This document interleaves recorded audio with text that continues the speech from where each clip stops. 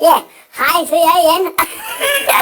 Det er lige for at opsummere lidt. Jeg er stadig Morten, og jeg så ved 34 år i går, men jeg er kun 33. Nå, vi har fået en masse god respons i går for alle de der ting, vi har snakket om. Så jeg har grejet den lidt og gransket den lidt på nettet, hvad der er for tilbud til mig, sanding som mig. Jeg fandt over en farmer-dating. Der kunne se en masse damer i traktorer, nogen kaster grise, andre kører, nogen ville bare nogen kom straks for børn, og bare vil have en rigtig kær. Nå, så gik jeg videre i teksten, og jeg tjekkede videre på, hvad den hed. Den hed noget med sko.dk. Den var godt nok lige rigelig nok til mig. Ja, Thorsten, du griner. Du griner sgu, men de vil fandme pengene og banke mig og alt muligt til det. Det var ikke noget for mig. Den må vente til senere til at få lidt mere blod på tangen, og jeg skal bare en sød dame jo. Nå, så var der noget, der hed Arto. Det var helt hen i vejret. Så er det noget, der fungerede. Så gik jeg ind noget, der hed Dating.dk. Og den var mere fan for mig.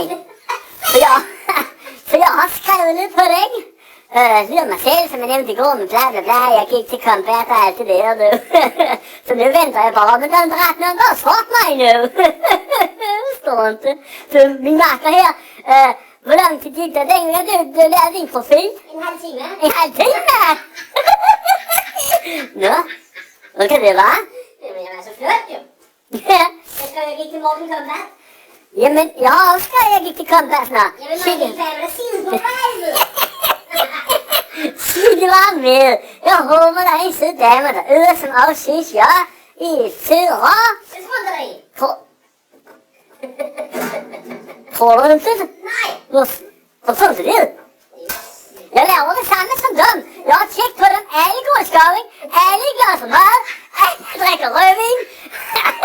Så jeg kan... Ja, og de er fulde af fart og har ingen problemer. Ingen der er psykisk eller noget. De har nogle dumme familier.